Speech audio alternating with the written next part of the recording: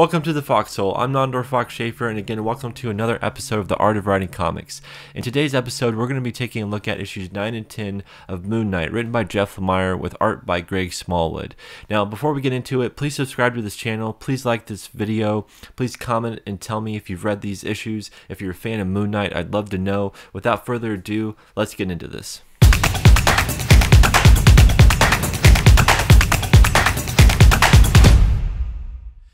When I started to put together the series, The Art of Writing Comics, Jeff Lemire and Greg Smallwood's Moon Knight run was at the top of my list. It was one of the first stories I thought of that I knew I wanted to highlight and talk about. I actually want to talk about the entire 14-issue run, but that basically would have just been me drooling over Greg Smallwood's artwork. Not that Jeff Lemire doesn't do an amazing job, and this series is about writing more than the art. But these two issues specifically are a turning point for the series and kind of break some new ground and do some unique things with the medium that I think we should talk about and highlight. And Jeff Lemire, this made me a fan of Moon Knight forever. It made me a fan of Jeff Lemire's work and Greg Smallwood's work forever. I'm always looking for series they're doing.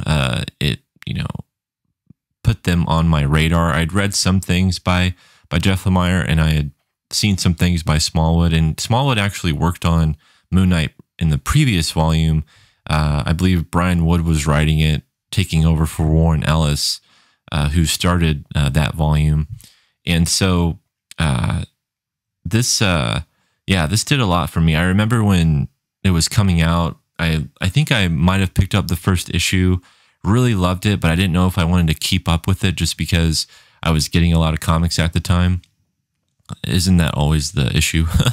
No pun intended. But so I started seeing it though as it was coming out monthly, and I would pick it up every single time I go to the comic book store, and I'd just be like, I gotta get this. Like, this is better than some of the titles I was getting at the time.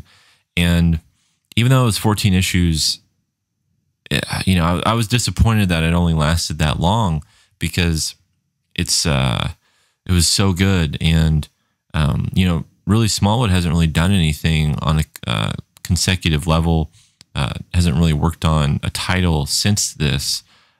He's done some fill-in issues for Marvel and just recently did some stuff for DC. But so I'll get these out.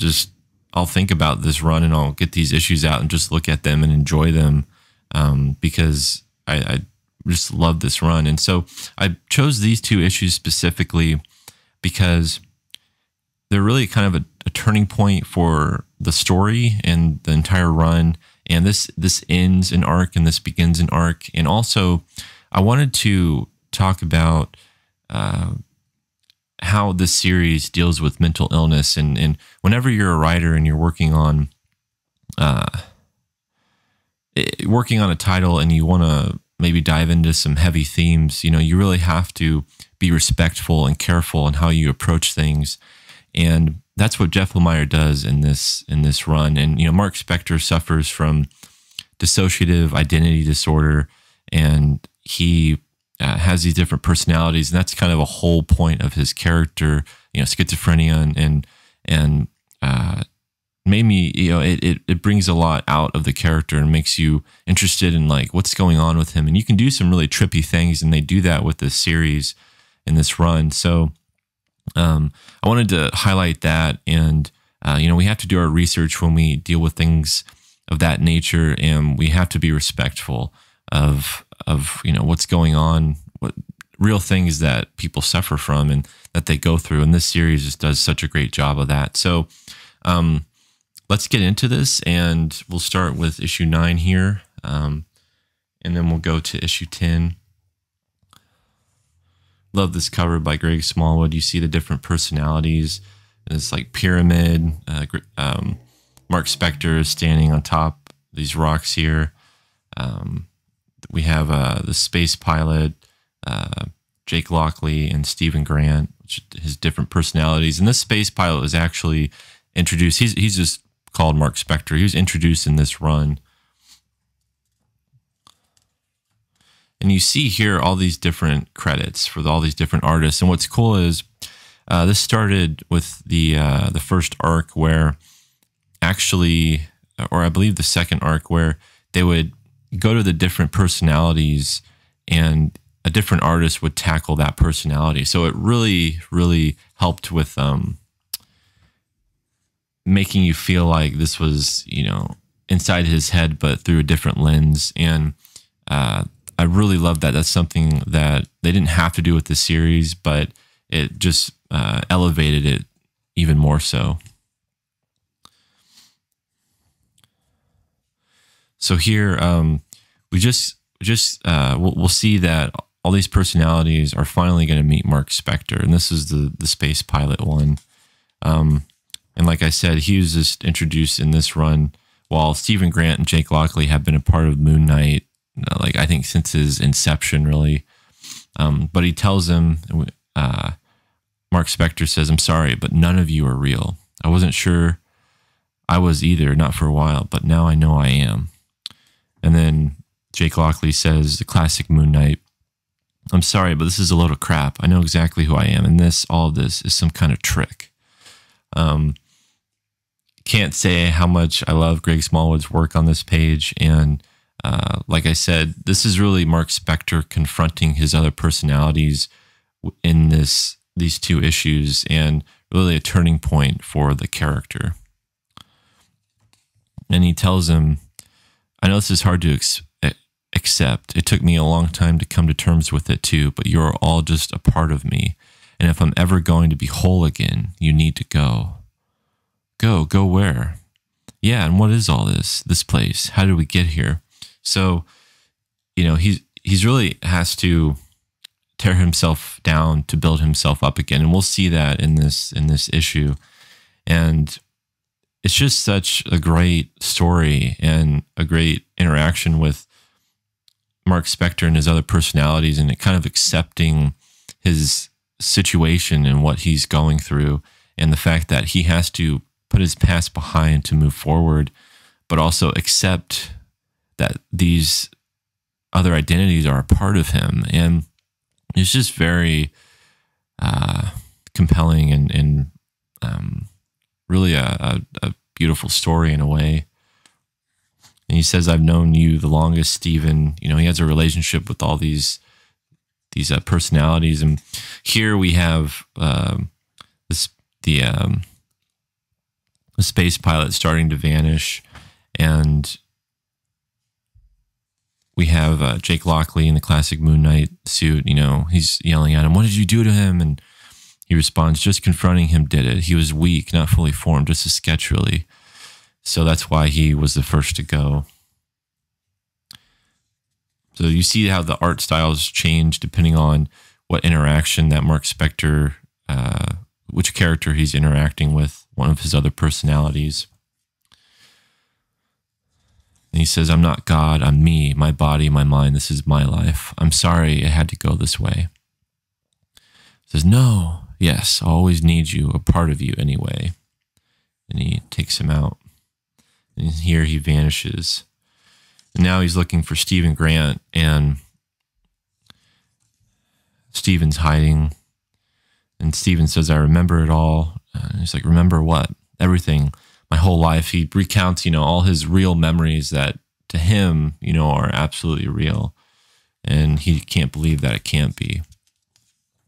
And he tells him that, Mark Specter says, "Because it was real, you've always been with me. We shared our lives together."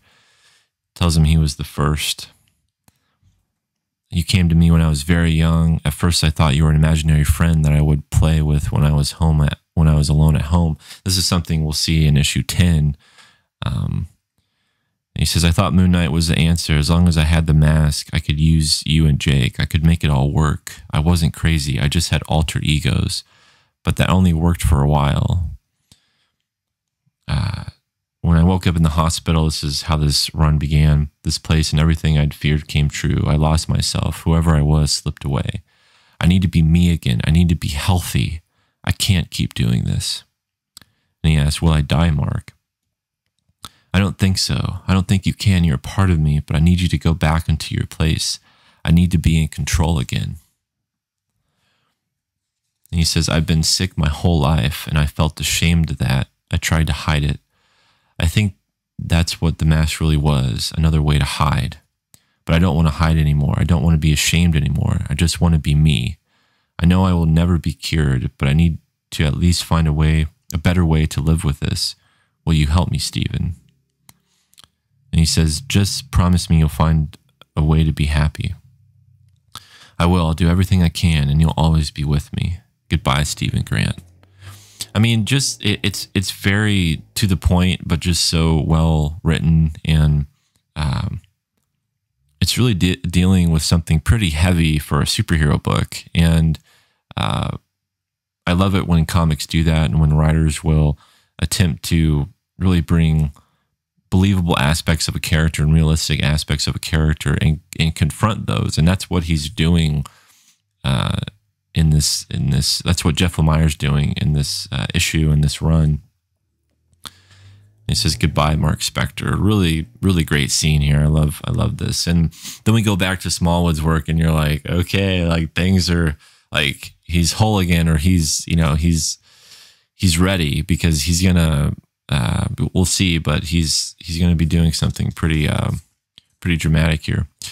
He says, then I'm alone, all alone, and it's so quiet. I don't know how long I've been here, lost in this world of the dead. All I know for sure is that for the first time in a long time, I feel clear-headed enough to do something about it. I feel the moonlight on my face, and I just know, there's only one way this can end. It's just, yeah, like, that's amazing writing. That's what you want to do. You're building a character back up, and you're bringing him to a realization of what's possible and how he can overcome whatever obstacle is in his way. And I love that. I think it's inspiring. It's motivating. It's a beautiful story.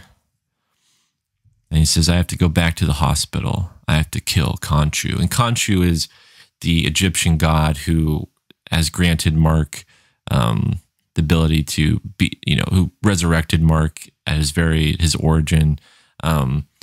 He's been a part of Moon Knight since his inception and character, and that's Moon Knight deals with Egyptian mythology. If you're a fan of Moon Knight, you know all this, but yeah, that's what makes him such a interesting character. And I love Egyptian mythology and looking at that. So we end this issue 9, and then we're going to look at issue 10 here. And like I said, this begins a new arc, and Greg Smallwood provides the art for all this issue. And that's Khonshu right there, looking at a young Mark Specter. Very menacing design too. I believe this design debuted, and also Moon Knight's current suit iteration debuted with Warren Ellis and Declan Shalvey's run on Moon Knight.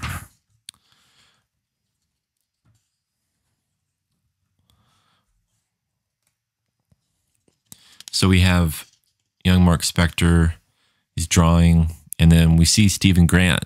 And so this was his friend, his imaginary friend that he had.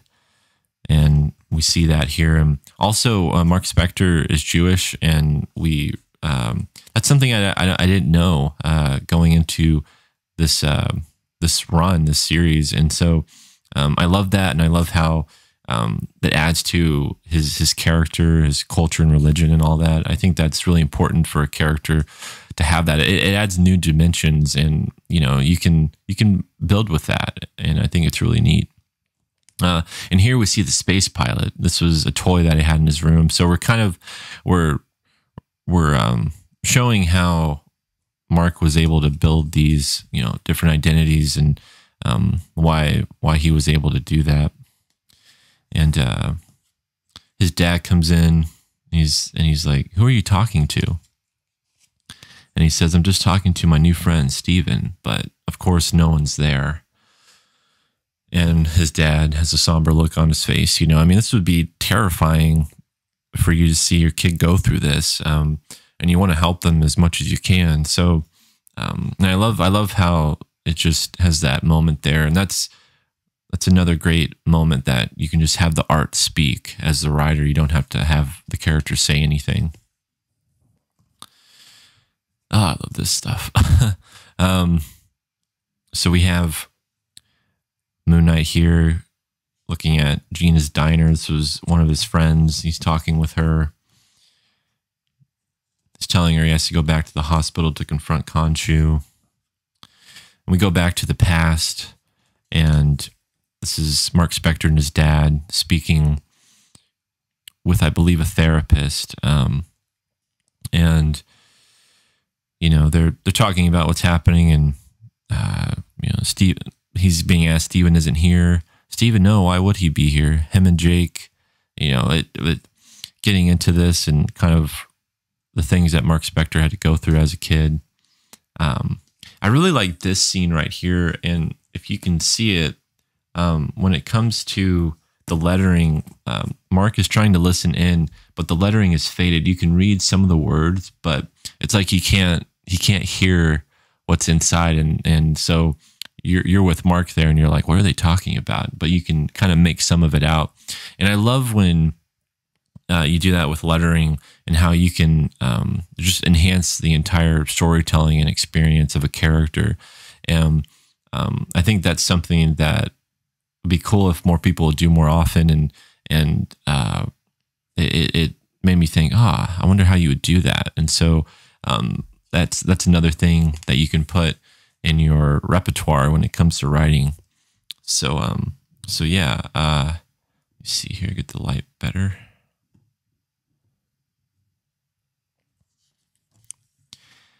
He gets asked, what are you doing, young man? And this is Khonshu here, listening to the doctor. Who is he talking to? My dad. That man in there is not your true father. What? Turns around. Khonshu says, I am. Soon you will come to me and you will be complete. Mark? So, kind of shows how Khonshu's been wanting to really been eyeing Mark for a long time, and this series really makes Khonshu out to be a villain. That's something that was new to this run, and I think works for the character. It lets the character be on his own and not feel like he has a crutch or anything on, you know, this other entity or deity. And so here, he hugs his dad, and he looks and says, I'm waiting. And that's just so ominous and scary to see, and for a young boy to experience. And I love how this right here, these panels and this image and how the lettering is spaced out. It says, come to me, Mark. And he's going to the sewer well.